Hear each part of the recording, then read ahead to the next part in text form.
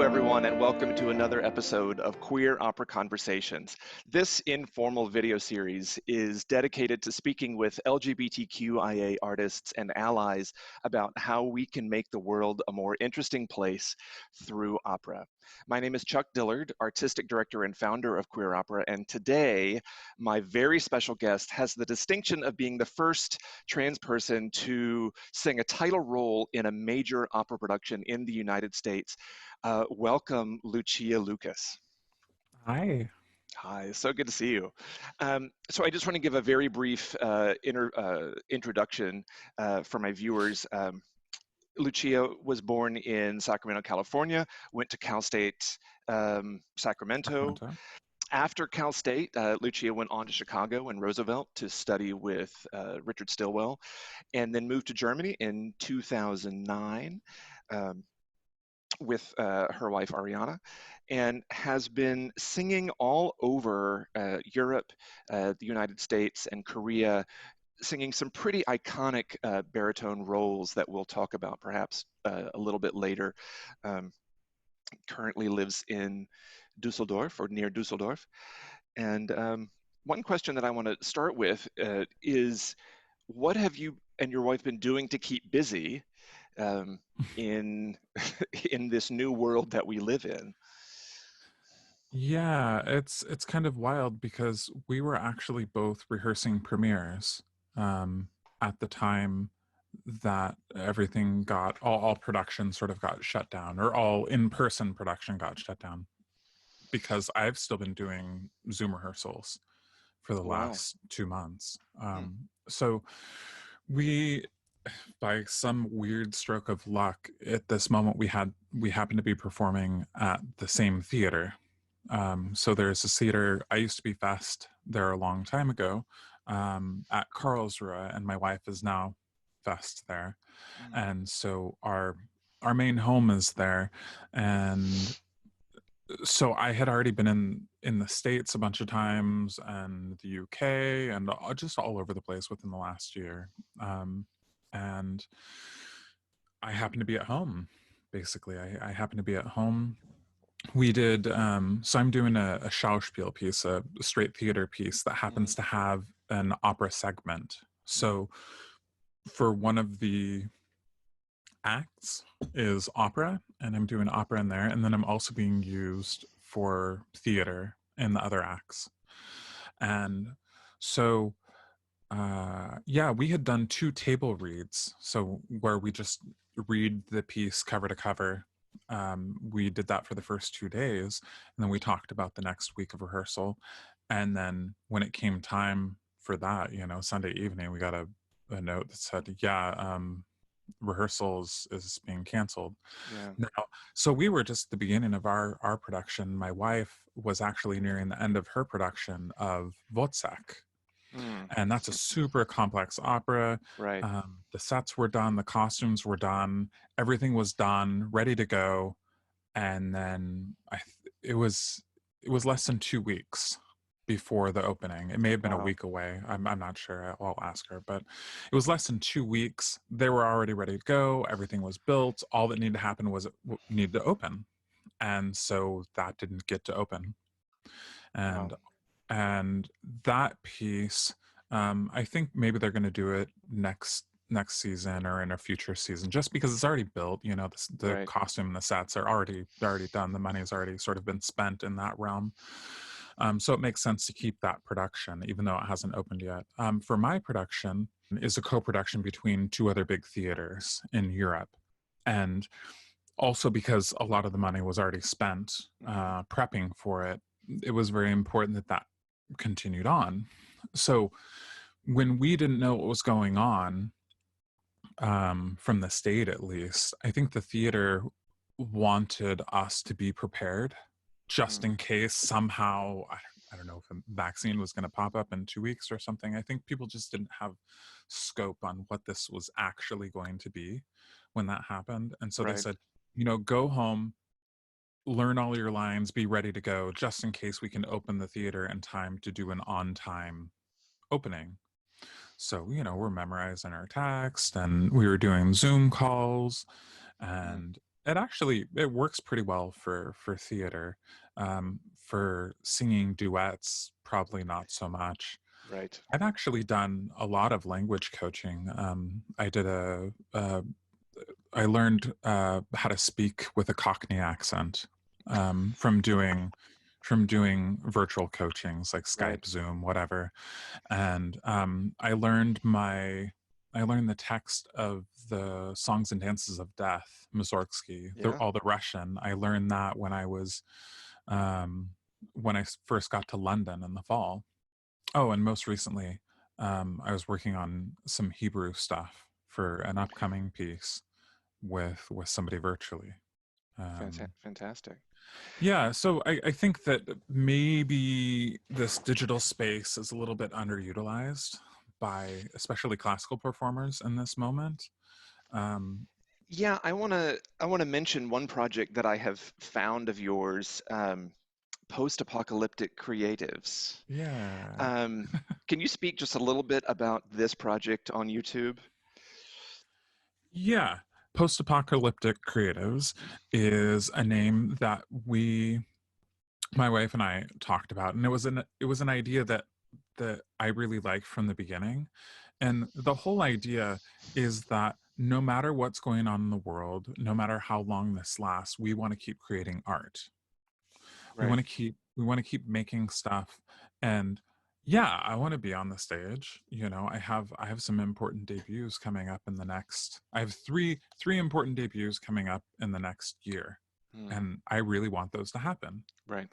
But regardless of whether those happen or not, I'm gonna keep making content. And maybe it means that I start streaming or I start a YouTube channel where I'm like purposefully creating content.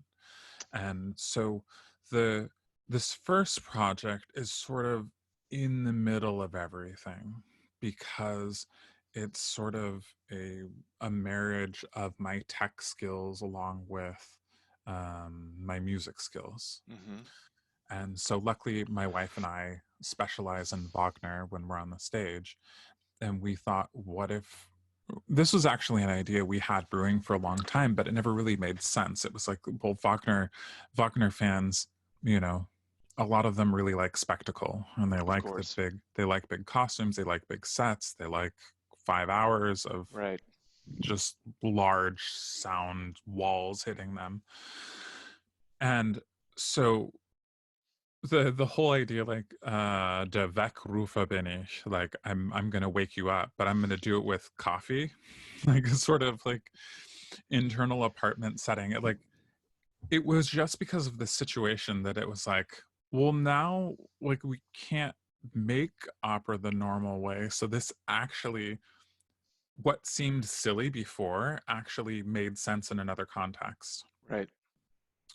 And through creating it, because we had the coffee idea from the beginning, but the gin idea or the alcohol idea came later. Traditionally, Wotan's coming to Erda for information, or Wotan dresses a wanderer, comes to Erda to get information, and she's like, "Well, you have Brunhilde. Like, what's the problem?" And he's like, "Oh, I put her on a rock," and she's like, "Well, that's stupid. Like, she has the answers. Like, why are you coming to me now?" And so this whole idea put into a tiny little apartment, because we have basically 260 square foot apartment. It may look bigger in the yeah, Wow. and we both live there. Right. And this is like, I don't know, this is like 8 square feet of it or something like that, or Ariana is 20 like square feet right of it, here, whatever just it off is. screen. Yeah. Yeah, she's right there off screen. But yeah, like we have a computer station and a bed basically in our Right. apartment, and then we have like that little fold down desk where we put the alcohol in there as if it was a Hmm. liquor cabinet. Normally that's just a workspace, but the reason why we have that and the reason why everything is so streamlined in our apartment is because it's so small. Hmm. So we wanted it to be like tiny house living, like an Hmm. airplane or something like that, and everything has its place, and you just put it in there, and then everything looks super clean. Right. Because that's the only way that you can stay organized in such a small place. Of course. And that's why we called it in 24 meters squared, because that's the European measurement, Mhm. but that's equal to 260 square feet. It definitely has like a almost a silent movie type vibe to me with the piano in uh, I mean, you're obviously lip syncing in the film. Um, Right. but it's a very cool project. And I know in the introductory video that has just you and your wife speaking, you mentioned you have some other projects that you're filming as well. Yes. Is it too soon to talk about those? By the time this comes out, hopefully you can check with me, but by the time this I comes will. out, it should be public that we're doing a micro opera for the Carlo Opera Festival. It is inspired by a recent Netflix hit documentary. So if you don't know what that is, then you've been living under a rock. Okay. Is it? I'm not even going to guess, but I can't wait to to see what it is. There's cats. There's cats, big cats. Big cats. Oh, the big cats. I've avoided that one for whatever reason. You know, I grew up in the American South, and anything sort of hillbilly adjacent is too close to home for me. Let's pivot a little bit and talk about a few other things. Um, we mentioned before we started recording that you've done a ton of interviews. One interview in particular, Now This Entertainment, is really a spectacular interview that I'm going to point our listeners to. Um, that that tells your story in a very clear, beautifully produced way. You also have a BBC interview that is pretty um, frank and open about your um, some aspects dealing with your physical transition as well. And I don't want to recreate any of those videos or interviews rather. So is there anything that you haven't been asked, that you haven't talked about, that you want to put out in the world? Yeah, there's one thing that I'd like to put out there. Yeah, And the only reason why I've been so frank about transition related stuff is because I hope that eventually people won't worry about that stuff. right, They'll know how that works, you know. Um instead of, I don't know. I mean, I think that the rest of the community got a lot of uncomfortable questions, and now people kind of know how lesbians work and how gay people work, and they just don't ask like stupid questions anymore. I mean, right. maybe there are corners of the world where that happens, but generally people are like, "Nah, we kind of we get it. We know Right. how it works." Yeah. And those questions just sort of dissipate. So Mm. in that sort of idea, I'm hoping that maybe I can dispel some myths and just get some stuff, just some basic things on the record as like, this isn't a big deal, or it's not your business, or whatever the thing is. Right. uh, just not as an advocate, but just sort of as a helper, as a lightning rod for other people who get those questions, because I'd rather be asked personal things about myself than, somebody who just came out and they don't even know what they want to do when they grow up or something like that. Like they don't deserve those questions. They don't need those questions. So Right. I feel like if some of those more difficult questions to ask, the ones that people should be uncomfortable asking, sometimes they aren't, but the ones that people should be uncomfortable asking, maybe you can just Google that. Yeah. And if it's Two of out the there, that makes it easier. two of the keywords that I use for queer opera is just visibility and normalcy. Like the more we can have people from every community on stage and in every type of gender expression, every type of relationship, the more that we can do that, the more the more it'll be accepted, the more it just won't be a big deal. Um, Yeah, going from gender roles to procreation is quite a huge gap in actuality. mhm, And in these gender roles, I mean, especially when I was growing up, they were pushed so hard. right. I hope that we reach a point where gender roles don't mean anything, and then the people who are thinking about their own identity, they can decide for themselves how far they need to go in whatever direction, Right. and what they need to do, socially, legally, medically, whatever, specifically trans people. um, and I think that there's I think it's safer when there aren't boxes. Right. I think when there aren't so many boxes and there aren't so many specific labels that people feel that they have to fall under, categories they need to fall into, then they can more authentically find themselves. Yeah. Um, you mentioned gender roles. Let's talk about gender roles in on the opera stage just for a little bit. You Oh, have, yeah, sorry, I no, wanted to say one quick thing that yeah, hasn't been explored so much in stuff. I do want to get into that, of course, but I yeah, would love to say something real quick. yeah, There's When we talk about transition, I think, mm, especially people outside of the community really think about that being associated with trans people. And the problem is that people think about specifically medical transition. People think about that, yeah, but that is only one part of three main things having to do with transition. And it should be the most private one, and it shouldn't be people's business. And it just, not it hasn't come up in this interview specifically, but in other interviews and like mainstream press outlets and stuff like that, it always seems to be asked, whether it's a veiled question or a direct question.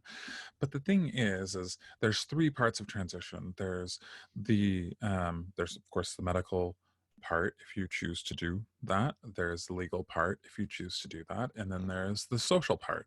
mm, And if you don't do any of those three, then y- you're not really going through any sort of transition. It doesn't mean that your identity isn't valid, it just means you haven't revealed it to anybody. right, So what I would say is the most important part of anybody who is visible about their identity is the social transition, which social transition is something that all of us go through, unless you're young enough that you've always mm, outwardly presented your identity and you've never been shy about it and it's just always been a part of you. and Chances are you've gone through some sort of transition, and that would be social transition, which is, well, that's the most important part of transition for anybody. and by anybody you mean anyone in the not just trans people but all people.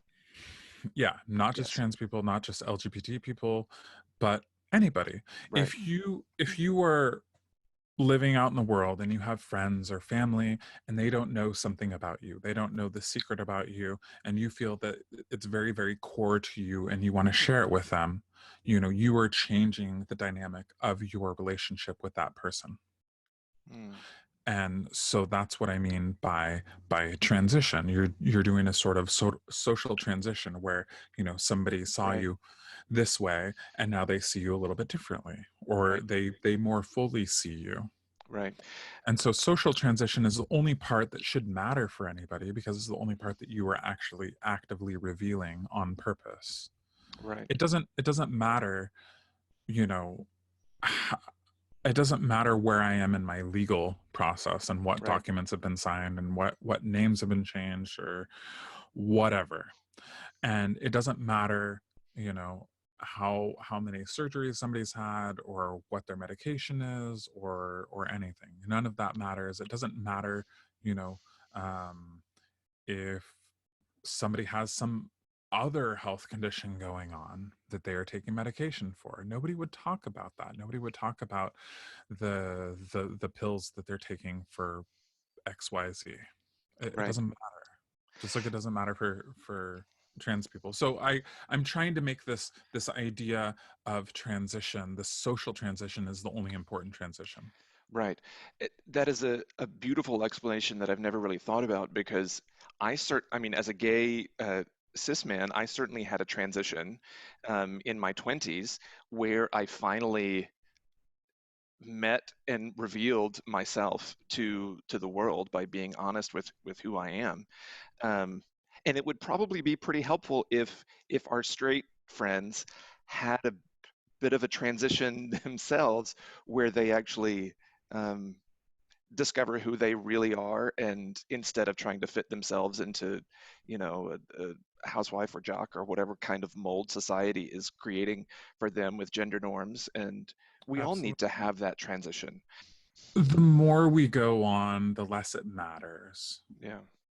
The more people get older and their kids start to be in charge of the world, it becomes less and less important. And then it's not the government structure, imposing different regulations or boxes.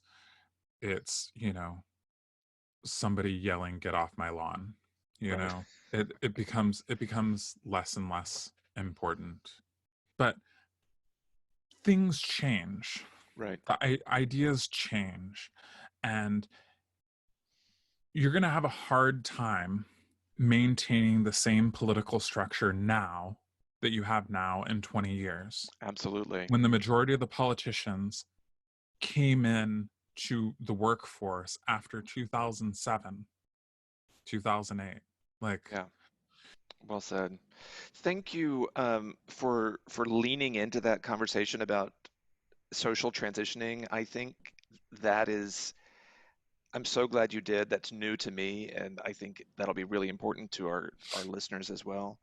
Um, mainstream places don't tend to pick up on it, but I really am trying to talk about that more and more and more.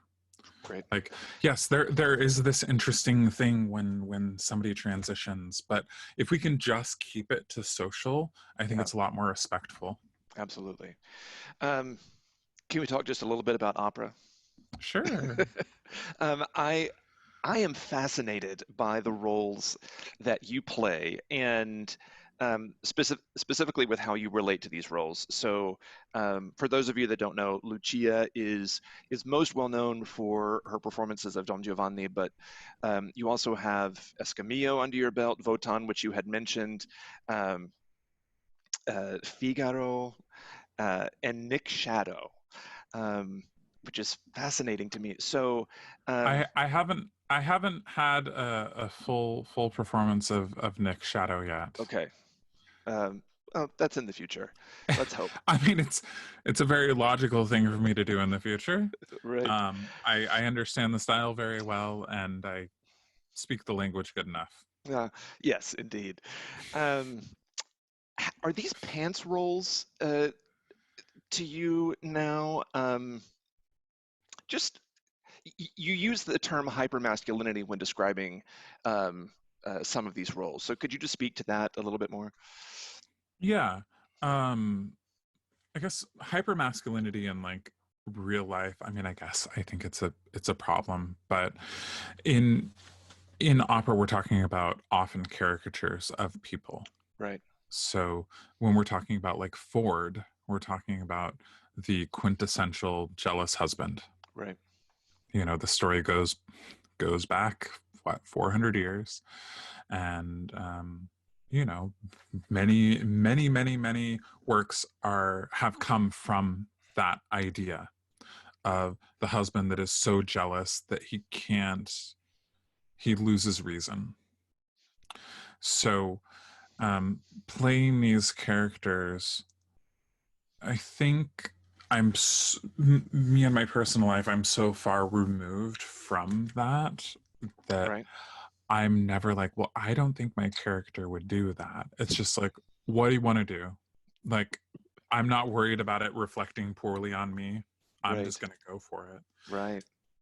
And I think it's great though when you have some sort of hypermasculine character like Wotan, because especially in Valkyrie, you get to show that really hyper masculinity. But Mm, then the stronger that is, the stronger the other side of it, where it's not just Wotan yelling at people, right. but Wotan regretfully disciplining his favorite daughter. So we're looking at a father-daughter uh, tift We're looking at something that is, of course, it's greater than everything because it's, going to lead to the collapse. Spoiler alert! That's going to lead to the collapse of the gods. Right. But what we're really looking at is we're looking at the relationship between a father and daughter, or a parent and child. Right. And the stronger this hyper masculinity and like nastiness that comes earlier on, the more gentle, the softer we can see this relationship It's between a more parent and their child. it's more dimensional. Yeah. And so, aside from you playing Don Giovanni, I want to talk just a little bit about your Zerlina, or how is this different for the people that play opposite you, um, knowing that you are not off stage some lecherous um, bass baritone who happens to cop a feel every once in a while, but you're actually this lovely woman who happens to be singing Don Giovanni. Is that different for your castmates? I think that would be presumptuous for me to Speak for just them, sure. speak for them, but I will say that it's not just who I am or their perception of me off stage.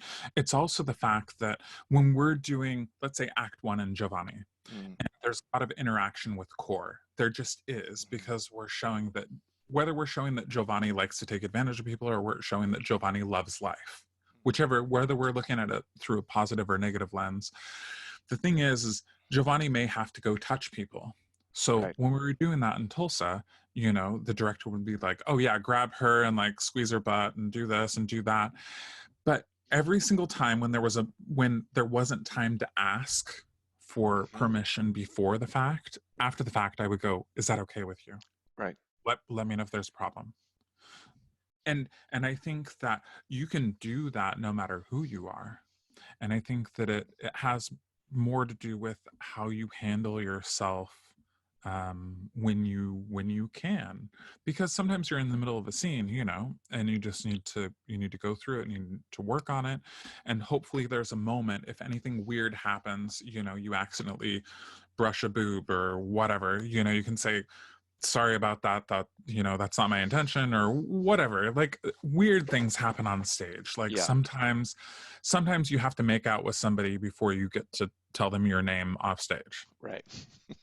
It's weird, but sometimes that happens. Yeah, And it's a tricky sort of game, and I think the more respectful you are, and I think that showing cues about being respectful is just as important as how they perceive you.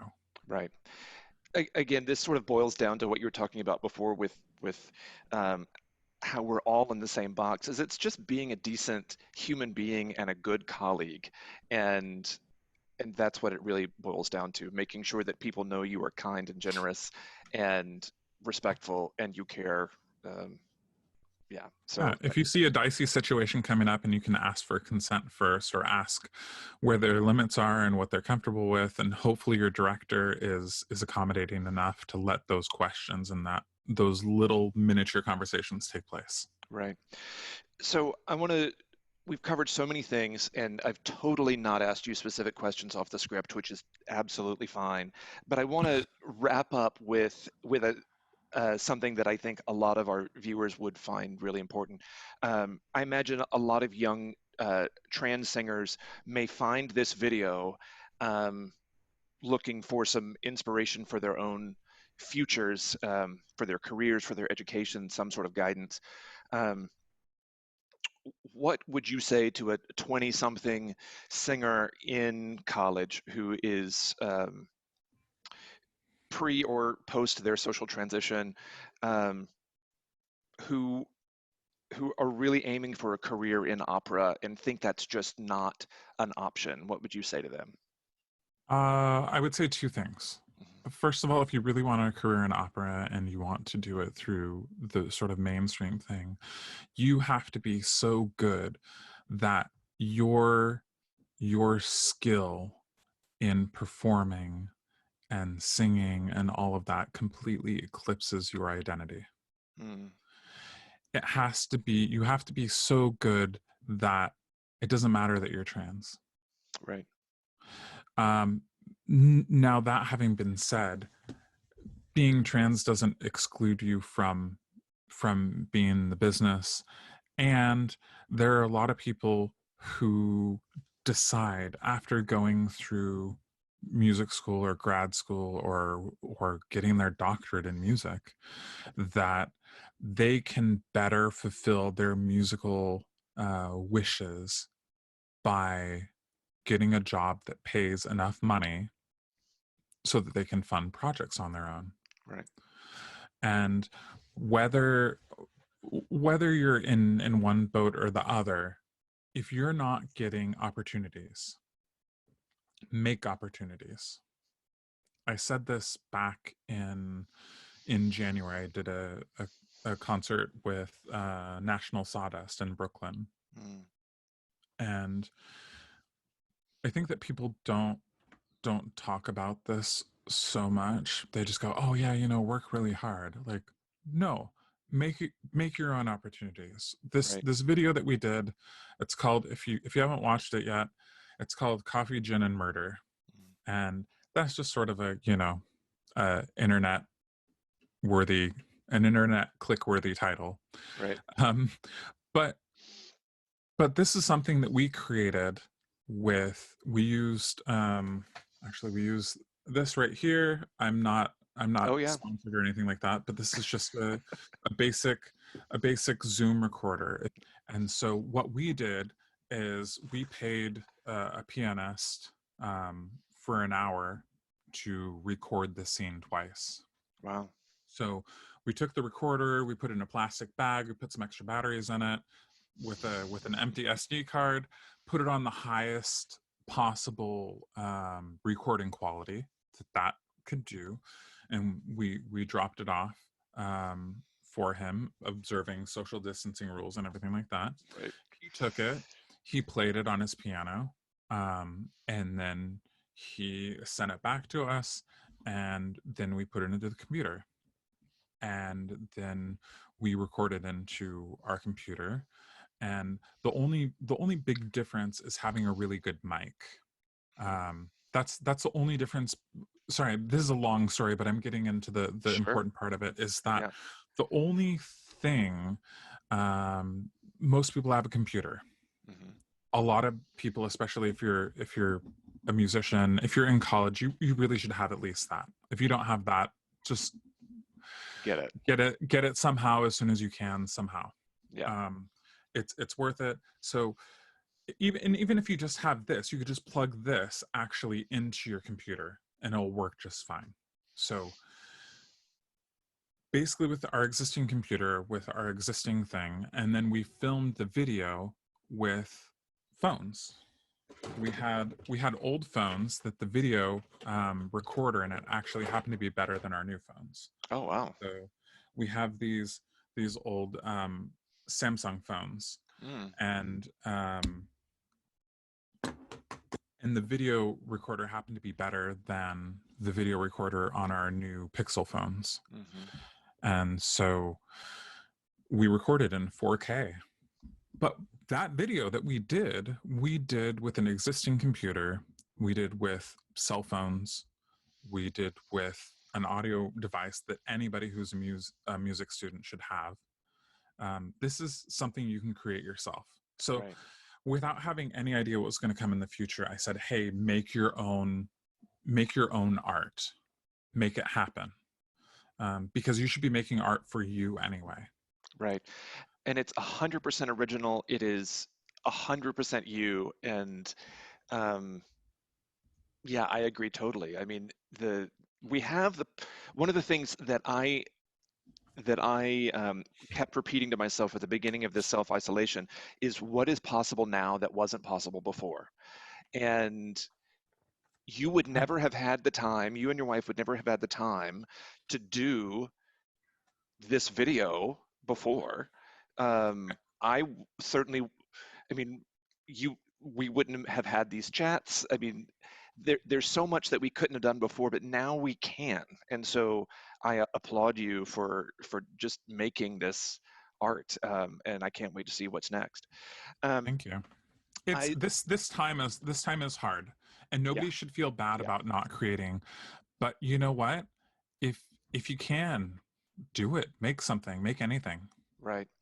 I said that was the last question, but I do want to ask you just one other thing that ties in Of with course. queer opera.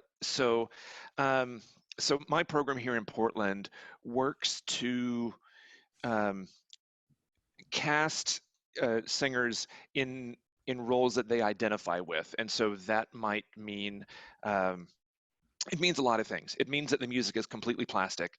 Um, I do not see you um, as a womanizer or a bullfighter or the Satan incarnate. So those roles are very different from who you are. Is there a role, um, perhaps not a baritone role, that you could identify as being um, closer to who you are as a person, maybe a bucket list role for the future if gender and voice type was not on the table? Well, actually, probably my biggest wish role right now happens to be in my Fach, and it is because of my own situation. And I feel that Fliegende Holländer, the Dutchman, Mm, I think characters who are misunderstood. I think that going back all the way until I knew who I was, until like, you know, 4, 5, 6 years old, something like that, as like the forming of identity, I always felt misunderstood in different ways.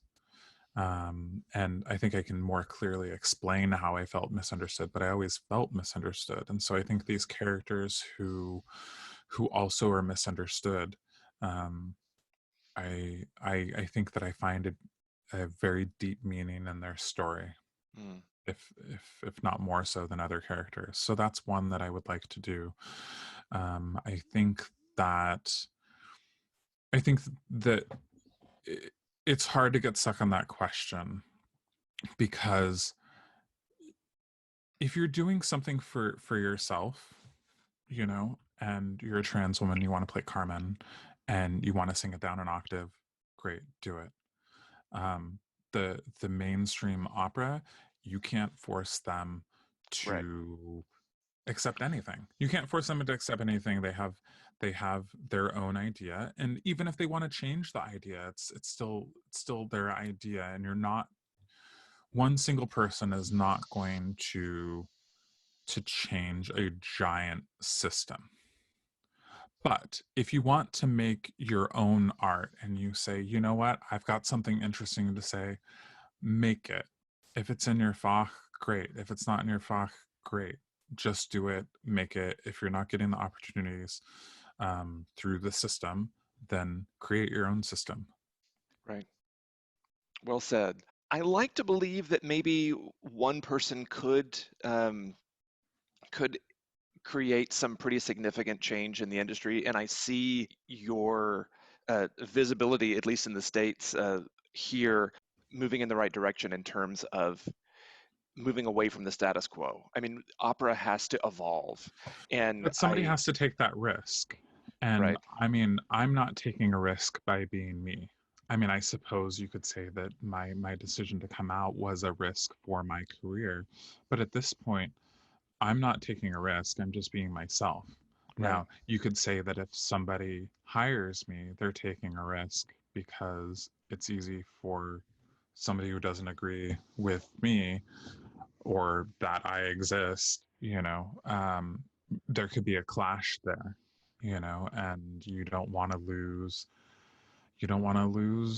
funding. You don't want to have a problem with the board of your opera company. Like there's a lot of different things that yeah, that could cause a problem. And when you're 20 to 30 years old and you're an opera student or a voice student, you maybe you don't realize how much goes into all of this, yeah, for sure. and how many people are making decisions about this.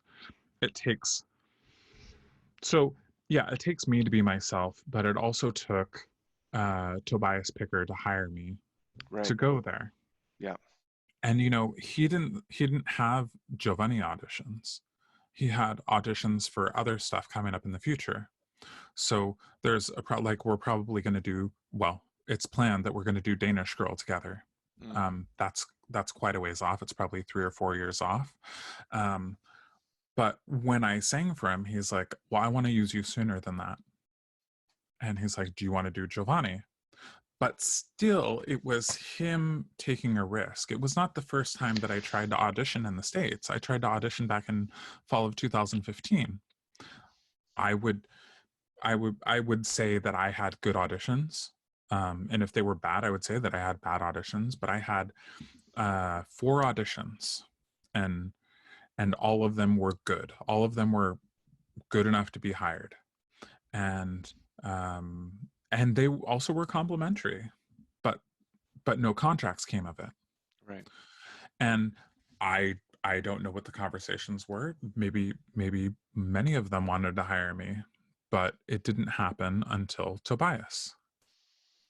And there's a documentary in progress, and he talks about this head on, and he's like, look, if this goes poorly, like, people could be mad, people could come for my job. Yeah.